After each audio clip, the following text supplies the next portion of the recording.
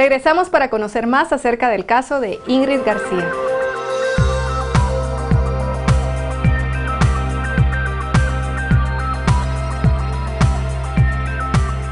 El trasplante renal es básicamente la mejor alternativa de tratamiento a la enfermedad renal crónica, y lo que nosotros generalmente hacemos es un programa de donante vivo o de donante fallecido. El donante vivo es lo que más se hace en Guatemala, y es cuando voluntariamente una persona, como el caso del sobrino de Ingrid, dijo: yo, tía, le doy mi riñón. Entonces esa persona, el posible donante, porque probablemente muchas personas quieren saber: mire, yo quiero ser donante, ¿qué requisitos tengo que tener? El primer requisito es ese, que sea voluntario. Debe ser una muestra de amor. En segundo lugar, debemos demostrar que la persona es una persona saludable. Es decir, que el quitarle el riñón no le va a estar precipitando a un problema de enfermedad en el futuro. Entonces hacemos exámenes de la cabeza a los pies para saber que esta persona no tiene ningún problema de índole de salud que le perjudique o que le afecte dar un riñón. Y en tercer lugar, la compatibilidad. Es decir, tenemos que estar seguros que hay una buena compatibilidad de tejidos. En el programa de donante vivo puede ser vivo relacionado o vivo no relacionado. Porque, por ejemplo, cónyuges, amigos, conocidos, voluntariamente, siendo sanos y compatibles, ellos pueden donar sus órganos. Ahora, por el otro lado, tenemos el programa donante fallecido. La ley en Guatemala lo establece, es decir, la muerte cerebral es lo mismo o equivale a lo mismo a la ausencia de latidos cardíacos. Es decir, si el corazón deja de funcionar, es lo mismo que el cerebro deje de funcionar. El cerebro, ¿cómo sabemos que no funciona? Por medio de exámenes, electroencefalograma, exámenes de reflejos neurológicos, etc. Un especialista certifica la muerte cerebral de ese paciente. En ese momento se hace una entrevista para que la familia voluntariamente diga: sí, señor, nosotros damos los órganos, y en ese momento el equipo de trasplante toma los órganos y los implanta a las personas que lo necesitan. Esos son programas institucionales que funcionan más que todo en salud pública y en el seguro social, pero que vale la pena que la opinión pública los conozca. Entonces, la enfermedad renal crónica es devastadora, pero tampoco es una maldición que no tiene un tratamiento. Tiene opciones de tratamiento que van desde la prevención, los programas de diálisis peritoneal, hemodiálisis, y por último el trasplante renal, donante vivo, donante fallecido, que pueden ser las mejores opciones de tratamiento. Ingrid vino al servicio de nefrología con el doctor Sánchez Polo, en la cual la estudió, y un sobrino de ella fue su donador. Hicimos la incisión normal con una incisión abierta, le obtuvimos el órgano del paciente y se lo administramos a Ingrid. Ingrid fue una paciente especial porque pasó al intensivo y estuvo con nosotros un tiempo prolongado por un sinnúmero de problemas que ella va a comentar, pero al final el riñón siempre fue de buena calidad y obtuvimos un buen éxito al final de su procedimiento. Con el feliz término que en diciembre del año pasado se hizo el trasplante, pues cuando uno está con estos pacientes antes, durante y después, se convierte como familia, es decir, el nexo, el vínculo emocional en la enfermedad renal crónica se da. A diferencia de otras ramas de la medicina en donde no hay un vínculo emocional, nosotros sí nos involucramos mucho con los pacientes. Yo digo, a son de broma, los pacientes trasplantados son como mis hijos, porque nos llaman por cualquier cosa, que un callo, que una uña, que el pelo, que si pueden ir al salón, que se echan tintes, si no, o sea, nos llaman por cualquier cosa, y entonces nosotros tenemos una relación muy afectiva con ellos, y los hemos visto sufrir tanto, hemos estado en sus momentos difíciles, en sus momentos felices. Entonces, en el caso de Ingrid no ha sido la excepción. Yo estoy muy contento por verla a ella nuevamente. Ella tiene un hijo más o menos de la edad de un hijo mío. Yo me identifiqué mucho con el caso de ella. Su esposo también es una persona encomiable, ahí he estado con ella en todo momento. Tuvimos complicaciones en el post-trasplante, jamás una queja, siempre confianza en el médico, y pues yo personalmente siento que eso es la satisfacción más grande que te puede dar la vida, el poder ayudar a otra persona que tenga pues calidad de vida, ¿no? La generosidad consiste en eso, ¿no? En dar lo que tienes en tus manos para que el otro sea mejor, ¿verdad?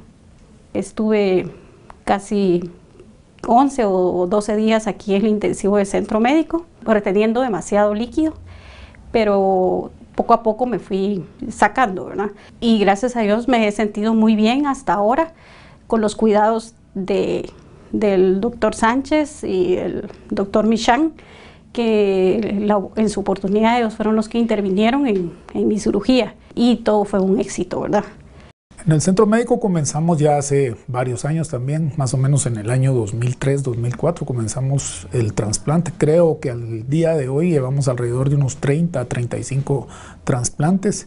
Tenemos un grupo de médicos que trabajamos aquí en el Hospital Centro Médico bien acoplado, un grupo de urólogos del staff del hospital y un grupo de cirujanos también del staff del hospital, y tenemos más o menos un porcentaje de sobrevida y un porcentaje de éxito que va más allá del 85%, ¿verdad? Que es comparado con la literatura mundial. Además, en los últimos años el programa se ha abierto y tenemos pacientes del extranjero que están viniendo a nuestro hospital. Hemos trasplantado pacientes de Belice, de Honduras, hemos trasplantado pacientes guatemaltecos que viven en Norteamérica, en Estados Unidos, y han venido y han oído el programa de trasplantes del hospital, y hemos hecho trasplantes con éxito de esos pacientes.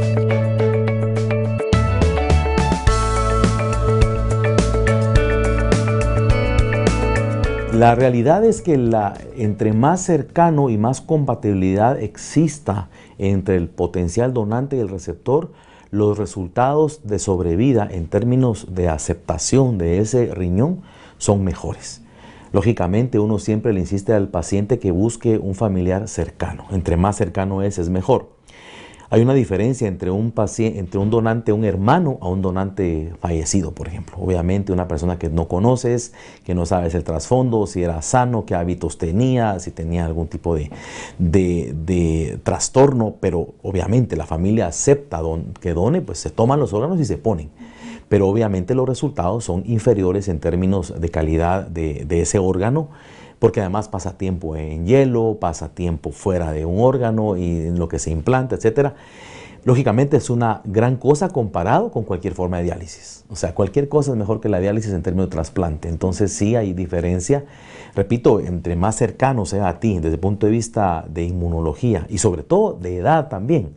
Porque si la persona que te va a donar es tu hermano, que tiene más o menos un 5 o más menos años, pues es el mejor donante que existe. Luego obviamente los padres, los hijos, los sobrinos, nietos y demás familiares, ¿verdad? Estando ya bastante tiempo metido en el problema de la insuficiencia renal y sabiendo que hay en los centros de hemodiálisis alrededor de 3.000 a 4.000 pacientes que todos los días pasan por las unidades de diálisis, los problemas que todo el mundo sabe, creo que el tratamiento de la insuficiencia renal es el trasplante, no es la hemodiálisis. La hemodiálisis es un método para mantener al paciente adecuado, para llevarlo hacia el trasplante.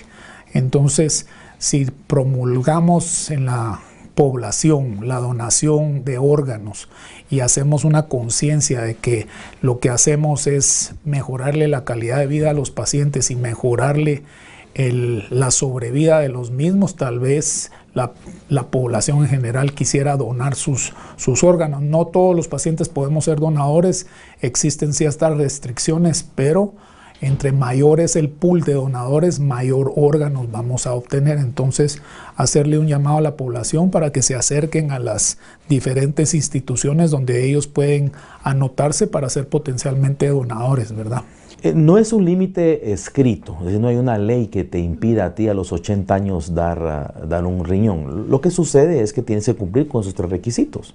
Si tú lo quieres hacer, si se demuestra que eres una mujer saludable y tienes compatibilidad, tú lo puedes hacer. Yo he conocido donantes, no en Guatemala, pero en otros países, esposos que le donan a esposas a los 78, 75 años. Y como te decía, es decir, en términos de trasplante, cualquier cosa es mejor que estar en diálisis. Entonces la persona lo entiende, claro. Ellos están conscientes y esta es una dinámica que se maneja mucho en la jerga de trasplante. O sea, el riñón envejece con uno. Entonces, si el receptor es un paciente añoso, el donante debería ser más o menos de la misma edad, porque si le ponemos a un paciente de 70 años un riñón de alguien de 18, La vida de ese paciente de 70 años obviamente no se compara con alguien de 18, entonces el riñón va a vivir básicamente lo mismo que un paciente de 70 años. Entonces lo ideal sería, si tienes un receptor de 70 años, un donante de 60, 65 años para que se compense eso de la edad, más o menos se llama old to old en inglés, ¿verdad? Es viejo a viejo, es decir, la edad es muy importante. Realmente la idea de hacer los estudios previos es que no se va a presentar ninguna complicación, ninguna consecuencia.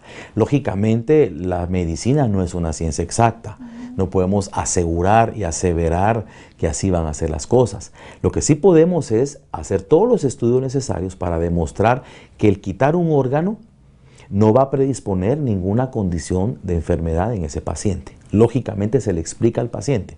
Si se deja engordar, se deja subir la presión, come el montón de sal, fuma, no hace ejercicio, es decir, se puede volver una persona con enfermedad renal, con enfermedad de hipertensión, con diabetes, etc.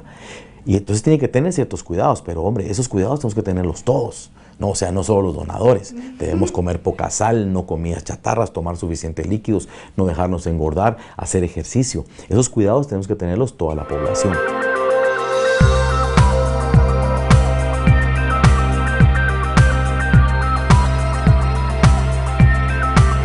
Vamos a un corte y regresamos con más de Centro Médico TV.